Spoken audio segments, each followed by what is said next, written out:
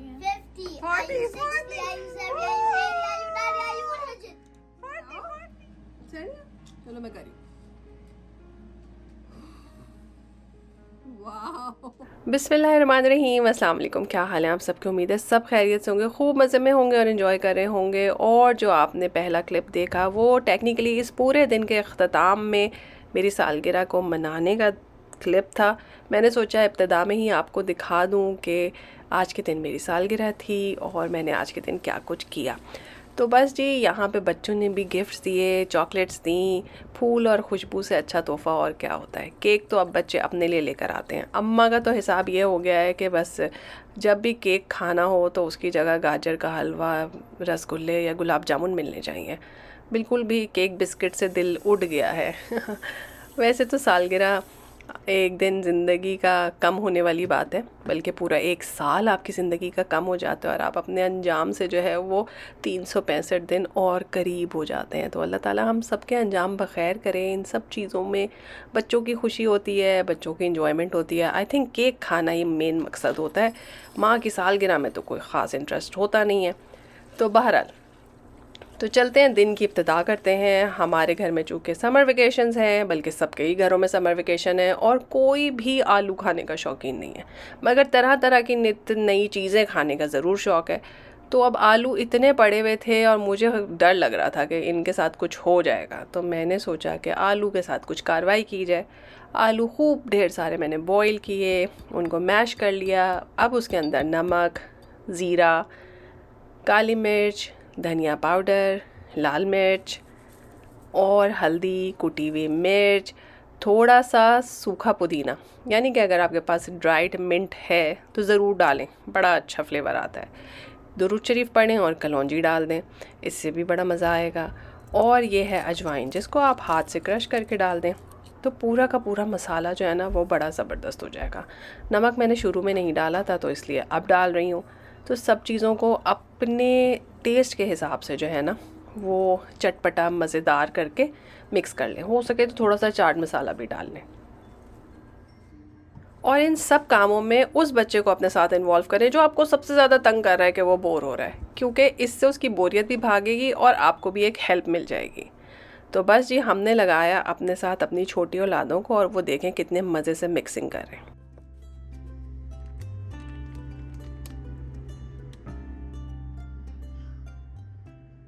तो जनाब, थोड़ी देर के लिए आलूओं को रखते हैं साइड पे, उनके करेंगे बाद में काम। और अगर आप super fuzzy, super shiny brownie में इंटरेस्टेड हैं तो यकीन माने ये रेसिपी सिर्फ़ और सिर्फ आपके लिए ही है। ओरिजिनल रेसिपी में एक पूरा कप है मेल्टेड बटर का, लेकिन वो मुझे कुछ ख़ास बजट फ्रेंडली नहीं लगता। ऐसी तरकीबें मैं बिल्कुल नहीं आज़माती जिनमें ख़र्चा बहुत हो। तो आधा कप इसके अंदर मेल्टेड बटर है, आप चाहें तो उससे कम भी ले सकते हैं। और बाकी पूरा कप जो है वो आप ऑयल से, वेजिटेबल ऑयल से फिल कर लीजिए। इंग्रेडिएंट्स को देख के आपने घबराना नहीं है कि मैं बता नहीं रही कि कौन कौन से इंग्रेडिएंट है, क्योंकि मैं डिस्क्रिप्शन में इसकी पूरी डिटेल लिख दूँगी। बिल्कुल परेशान नहीं होना है, यहाँ पर आपने सिर्फ़ और सिर्फ स्टेप्स देखने। चॉकलेट चिप्स हैं आपके पास, बहुत अच्छी बात है। नहीं है तो कोई सी भी चॉकलेट पड़ी हुई है आप यूज़ कर सकते हैं।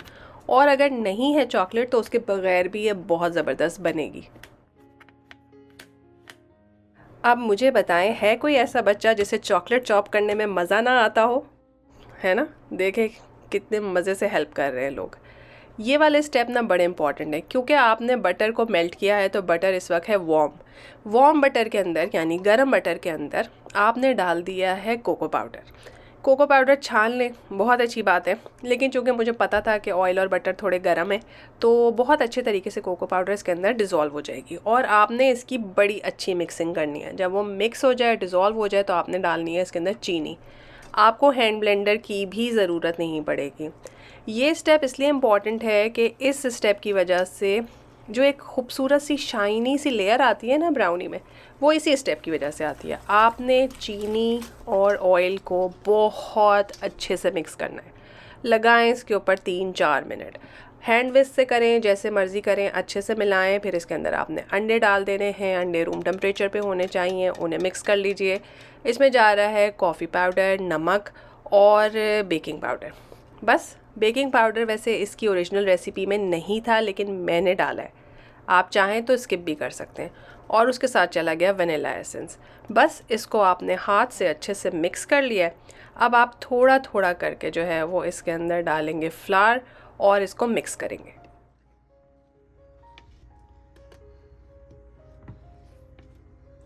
आप देख लीजिए कि मैं ग्रेजुअली ऐड कर रही हूँ और मेरी बेटी जो है वो आहिस्ता आहिस्ता उसे मिक्स कर रही है।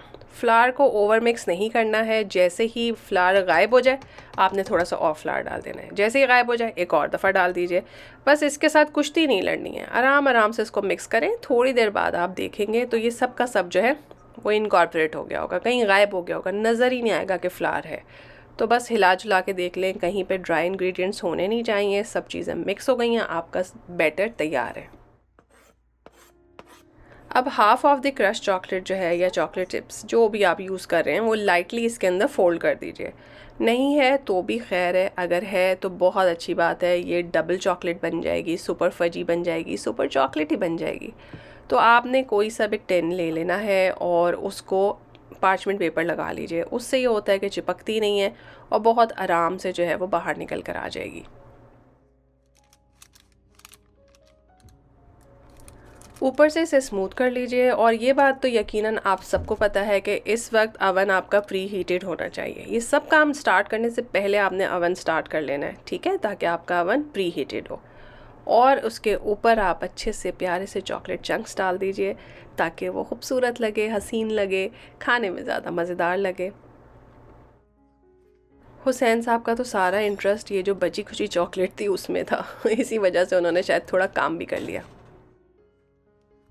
तो जनाब जितनी जल्दी ये बन के तैयार हो गई है, एक्चुअली इतनी जल्दी तैयार नहीं होगी, 30 to 40 मिनट्स लगेंगे। आपको सुपर गुई और फजी ब्राउनी चाहिए तो आपका फोर्क या जो भी स्क्वायर है वो इस तरह से बाहर निकलना चाहिए कि इसके ऊपर क्रम्स लगे हुए हों।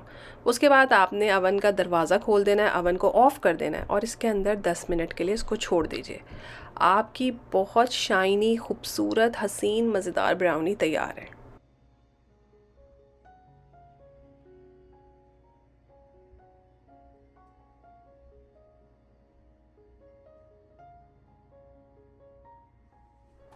तो जनाब जब तक ब्राउनी ठंडी हो रही है उस वक्त तक तो आप उसे काट नहीं सकते, ठीक है। इसे सुपर ठंडा होना है, उसके बाद ही आप इसे काटिएगा वरना वो टूटेगी।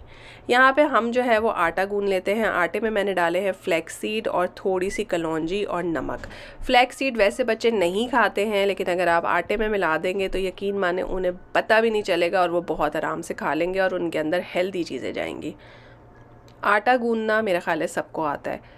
मैंने एक दफ़ा जब ये काम सीखा था कि मैंने आटा मिक्स किया और मैं अपने कोई काम करने के लिए चली गई, 5 मिनट बाद आई तो आटा इतना स्मूथ था, उसे गूंदना इतना आसान था, मैं बहुत खुश हुई। मुझे ऐसा लगा कि जैसे कोई ऐसा सीक्रेट है जो मुझे ही पता चल, लेकिन बाद में पता चला बहुत सारे लोगों को ये बात पता होती है। हम नालायक थे, हमने तजुर्बे से सीखा।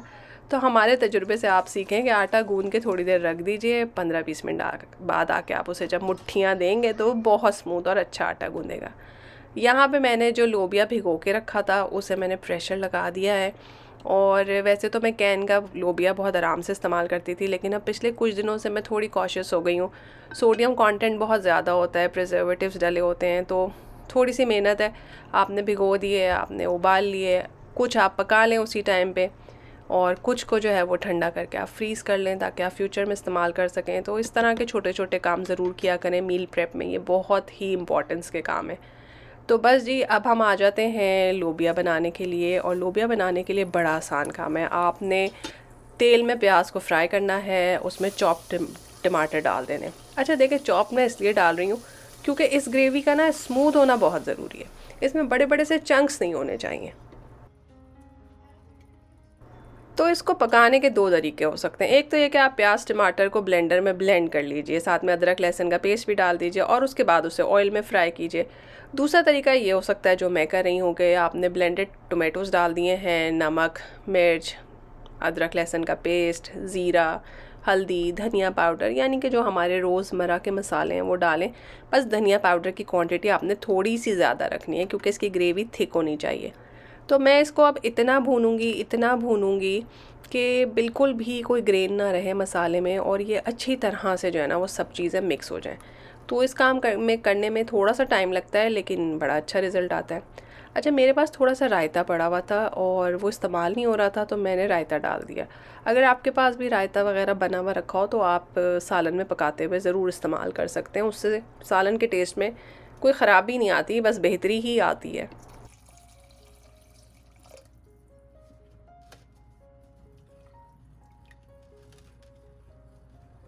तो जनाब, मसाला बहुत अच्छे से भुन गया था, एक जान हो गया था। इसमें मैंने थोड़ा सा लोबिया वाला पानी डाला है, उसको थोड़ा सा मिक्स किया है और अब मैं इसके अंदर लोबिया डाल के जो है वो इसे कुक होने के लिए रख दूँगी। अब चूँकि लोबिया आपने बॉईल किया हुआ है तो इसको पकाने में ज़्यादा टाइम नहीं लगेगा।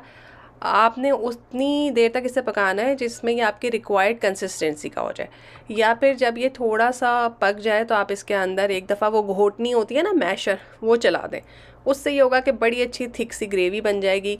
कुछ जो हैं वो मैश हो जाएंगे, कुछ साबुत रहेंगे। एंड में मैंने इसमें डाल दिया है इमली का पानी, क्योंकि उससे मुझे लगता है बड़ा अच्छा टेस्ट आ जाता है। तो देख लीजिए कितनी थिक मज़ेदार किस्म की ग्रेवी तैयार हो गई है। अच्छा, ये पूरा कुछ पकाने में मुझे कम से कम 1 से सवा घंटा लगा था। ऑब्वियसली इतना मैं आपको नहीं दिखा सकती, और आप चाहें तो इसके अंदर थोड़ी सी क्रीम ऐड कर सकते हैं, उससे उसका कलर चेंज हो जाएगा और वो बड़ी ही मज़ेदार किस्म की चीज़ लगेगी। इसे थोड़ी देर आप पकने दीजिए। ऊपर से चाहें तो इसको एक दफ़ा फिर बघार दें। मैंने नहीं बघारा था क्योंकि ये ऐसे ही बहुत मज़ेदार थी। अच्छा, आप लोग कहेंगे कैसी मील प्रेप है कि हर चीज़ इतनी देर लगा रही है, मगर एक्चुअली मैंने सारा काम एक साथ स्टार्ट किया था। आलू भी एक तरफ उबाल के और मैश कर लिए थे, इसी तरह बेकिंग भी स्टार्ट कर दी थी, बीच में लोबिया भी बॉयल हो रहा था। तो आप समझें कि अंडर 2 आवर्स जो है वो सारा का सारा काम हो गया था। इन मैश शुदा आलूओं से मैं 2 काम करूँगी। एक तो मैंने ये किया कि इनके कबाब बना लिए। आलू के कबाबों की लाइफ ज़्यादा नहीं होती है, आप उसी वक्त बना के खाएं, या बहुत हो गया तो अगले दिन सुबह में खा लीजिए, दैट्स इट। इससे ज़्यादा आलू के कबाब आपने नहीं रखने होते फ्रिज में भी और फ्रीज़र में भी। बाकी जो आपका सारा मसाला है उसके अंदर मैंने खूब सारा धनिया, पुदीना, हरी मिर्चें और इसको अच्छी तरह से मिक्स कर लिया है। ये वाला मसाला सुपर चटपटा है, ठीक है। तो 10 से 12 कबाब मैंने अलग से बना के रख लिए हैं और बाकी सारे मसाले के अंदर मैंने ये डाल दिया है। अब आती है मोमेंट ऑफ ट्रुथ। अभी ब्राउनी 100% ठंडी नहीं थी, मेरे बच्चे शदीद किस्म के जो है बेकरार थे, तो मैंने उनके लिए काटी। आप देखें इसको अंदर से, ये कितनी फजी है, मैं आपको बता नहीं सकती। इसका टेक्सचर बहुत अच्छा होता है। मैंने इसके इतने प्यारे टुकड़े काटे, लेकिन ये इतनी हैवी है कि आप इसका हाफ़ भी खाएंगे ना तो आपकी तबीयत भर जाएगी। आप कहेंगे वाह, मैंने कोई बहुत ही चॉकलेटी चीज़ खाई है।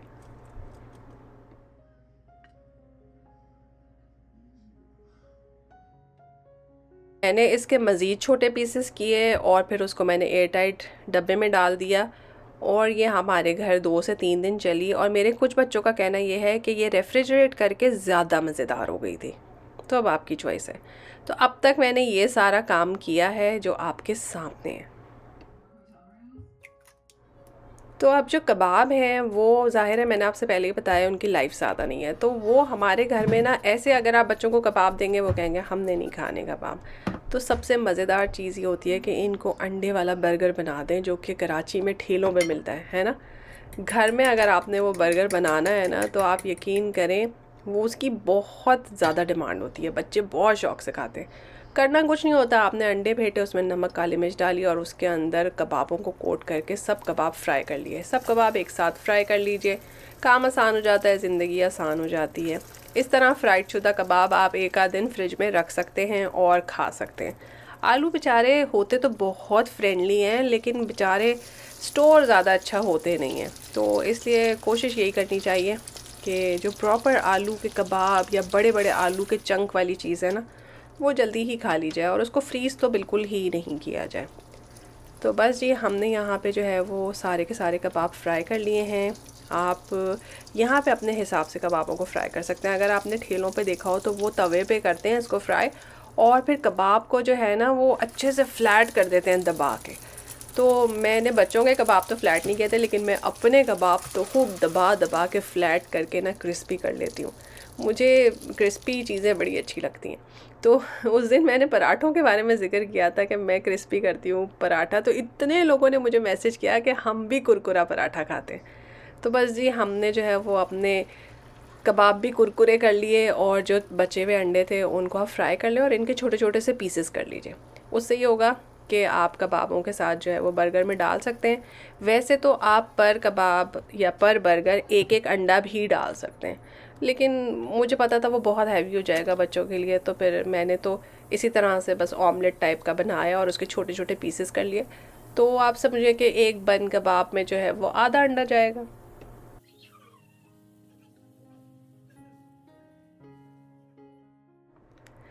यहाँ पे मैंने वीडियो की स्पीड थोड़ी सी तेज़ कर दी। मैंने सोचा कि आप लोगों को बोरियत ना हो और आपको पता चल जाए बस कि हो क्या रहा है स्टेप्स में।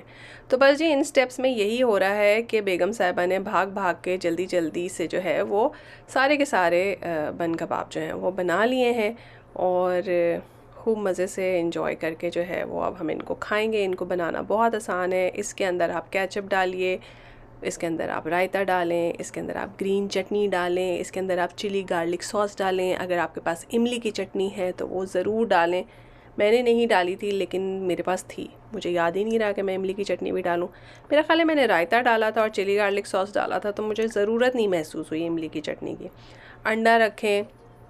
और कुछ बच्चे मेरे टमाटर खाते हैं, कुछ बच्चे मेरे प्याज नहीं खाते, कुछ बच्चे मेरे प्याज टमाटर दोनों नहीं खाते, तो उस हिसाब से जो है उनके लिए बन तैयार हो रहे हैं। इसी तरह से आप अपने बच्चों के बन तैयार करें और उनको दे दें, क्योंकि छुट्टियों में तो इनकी क्रेविंग बेहिसाब है। और इनको रोटी सालन नहीं खाना, इनको चावल नहीं खाने, इनको कुछ घर का खाना नहीं खाना, इनको कोई रंग बिरंगी चीज़ खानी है। तो बस आजकल मेरा ख्याल है बोरियत भगाने का वाहिद तरीका खाना ही है, और ऐसा खाना सप्लाई करना सिर्फ़ और सिर्फ अम्मा की ही ज़िम्मेदारी है।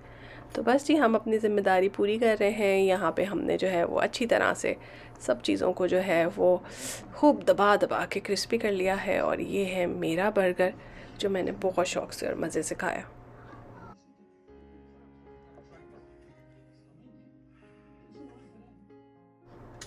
अब आप लोग सोच रहे होंगे कि बाकी आलूओं का क्या हुआ। तो देखिए जी, वो जो आटा गूंदा था उससे हम बनाएंगे आलू के पराठे। इसकी मुझे बार बार फरमाइश आ रही थी कि आप आलू के पराठे कैसे बना के फ्रीज़ करती हैं। हालांकि मैंने बहुत डिटेल वीडियो डाली हुई है रमज़ान की प्रेपरेशन में, लेकिन होता ही है बाज़ औक़ात आप पुरानी वीडियोस नहीं देखते, तो दोबारा से देख लीजिए। आटा गूंदना आपने देख लिया, आपने नॉर्मल तरीके से आटा गूंदना है। जिस तरह से मैंने आलू का मिक्सचर बनाया था अपने हिसाब से जो है उसको टेस्ट का कर लें। मेरे हिसाब से अगर आप इसको ज़रा ज़्यादा स्पाइसी और मज़ेदार रखते हैं तो फिर आलू का पराठा भी अच्छा बनता है। दो तरीक़ों से आप आलू के पराठे बना सकते हैं। एक बड़ा सा पेड़ा लें, उसके बीच में होल करें कप सा बना के और बीच में आलू की फिलिंग कर दें, तो एक पेड़ा तो ऐसे तैयार हो जाएगा। ये बहुत आसान होता है, बहुत कन्वीनियंट होता है और जल्दी होता है इसमें काम। लेकिन इसमें एक नुकसान होता है, वो ये कि जब आप बना रहे होते हैं रोटी तो कहीं ना कहीं से आलू जो है वो फ़रार हो जाता है। अब अगर आपको उसके बाहर निकलने में कोई एतराज़ नहीं है तो बस फिर ये तो परफेक्ट है, जल्दी जल्दी बनाइए और ये सबसे ज़्यादा आसान होता है। ठीक है जी। दूसरा तरीका ये है कि दो छोटी छोटी मुन्नी मुन्नी सी रोटियां बनाइए, यानी छोटे पेड़े लीजिए। जितना बड़ा आपने एक पेड़ा लिया था उसमें आपने दो पेड़े लेने, उनकी दो छोटी बेबी रोटियां बनाएं और बीच में फिलिंग करें। एक रोटी के ऊपर दूसरी रोटी रखें, साइड्स को अच्छी तरह से टाइट सील कर दें कि ऐसा ना हो कि यहाँ से भी आलू भागे। अगर आप जो है वो साइड्स अच्छे से बंद करते हैं तो फिर आलू कहीं नहीं जाता। तो बस इसी तरह से नॉर्मल रोटी जैसे आप बेलते हैं वैसे ही आपने इसको बेलना है। बहुत थिन करने की ज़रूरत नहीं है क्योंकि आपने इसे फ्रीज़ करना है, तो बहुत पतली रोटियां नहीं, बस नॉर्मल रोटियां बनाइए इनकी। और उसके बाद इसे आप अपने पास तवे पे पकने के लिए रख दीजिए। मैं तो एक साथ दो दो चीज़ें रखती हूँ, फ्राइंग पैन भी रखती हूँ, तवा भी रखती हूँ। एक साइड पक जाती है, दूसरी साइड पलट देती हूँ। बस ज़्यादा नहीं पकाना। देखिए रोटी कच्ची पक्की है, प्रॉपर तैयार नहीं है, इसमें कोई घी तेल नहीं लगा। इसको उठा के आप किसी भी जाली पे, किसी ग्रिल पे रख दीजिए ताकि इसकी सारी स्टीम निकल जाए, प्रॉपर ठंडी हो जाए। जब ये अच्छी तरह से ठंडी हो जाएंगी तब आपने इन्हें पैक करना है। तो ये देखिए जो डबल रोटी आपने बनाई है दो रोटियों के साथ, वो कितनी खूबसूरत और हसीन है। और जिसके अंदर जो है वो आपने आलू भरे थे सिंगल रोटी में, तो उनके अंदर आपको आलू नज़र आ रहे हैं। लेकिन जब आप इन्हें फ्राई करते हैं या फ्रीज़ करते हैं तो इससे कोई फ़र्क नहीं पड़ता। इस कंडीशन में ना आलू सबसे अच्छे फ्रीज़ होते हैं। ठीक है, अदरवाइज़ आलू बहुत अच्छा फ्रीज़ होता नहीं, सिर्फ पराठे के अंदर छुपा हुआ आलू ही अच्छा फ्रीज़ होता है। तो बस जी, अब आपके पास अगर रेडीमेड पराठे आते हैं तो उनके बीच में ये रखी हुई होती हैं ना प्लास्टिक की, आप देखें छोटे छोटे से पीसेस होते हैं, तो मैं हमेशा इनको संभाल लेती हूँ। इस तरह के मौक़ों पे मेरे काम आते हैं। और अगर ये ना हो तो आप पार्चमेंट पेपर रख सकते हैं, किसी और पेपर का इस्तेमाल कर सकते हैं। बस मकसद ये है कि आपस में ये चिपके ना। और ये वाला पैकेट आप देखें, हमारे पास रेडीमेड नान आए थे, फ्रोज़न नान, उनका बहुत स्ट्रॉन्ग और अच्छा पैकेट था, मैंने संभाल के रखा। अगर ये नहीं है तो आप इस तरह का सैंडविच बैग का जो बड़ा भाई होता है, बड़ा सा ज़िप-लॉक बैग ले लें, इसको इस्तेमाल कर सकते हैं। लेकिन मेरे पास वो वाला बैग है तो मैं उसे यूज़ करूँगी और उसके अंदर सारे के सारे अपने पराठे डाल के तमीज़ से तरीके से फ्रीज़र में रख दूँगी। ये फ्रीज़ हो जाएंगे तो बस जैसे फ्रोज़न पराठे आप तल के खाते हैं बस वैसे ही निकालना है और आपने खाना है। और जनाब, वीडियो में यहाँ तक पहुँच गए हैं तो चैनल को लाइक और सब्सक्राइब प्लीज़ ज़रूर करें। हो सके तो वीडियो को शेयर भी कीजिए। इंस्टाग्राम पे मुझे फॉलो करें, वहाँ पे मुझे आपसे बातें करना बहुत आसान हो जाती हैं। और जी, सबसे इम्पॉर्टेंट बात, मुझे दावत से रिलेटेड जितने क्वेश्चन भेजने हैं आपने अभी भेज देने हैं, क्योंकि नेक्स्ट व्लॉग इंशाअल्लाह ताला दावत व्लॉग होगा और मैं कोशिश करूँगी कि सारे सवालों का जवाब दे सकूँ। रोज़ मुझे 8 से 10 सवाल दावत से रिलेटेड आते हैं और मुझे लगता है कि कोई इन्फॉर्मेशन प्रॉपरली शायद आप तक पहुँच नहीं रही। तो खुश रहिए, आबाद रहिए। बर्थडे विशेस के लिए आपका बहुत बहुत शुक्रिया। अल्लाह ताला हम सब को नेक राह पे चलने की तौफीक अता फरमाए और हमारी ज़िंदगियों में खैर और आसानी दें। फिर मिलेंगे नई वीडियो में। अल्लाह हाफ़िज़।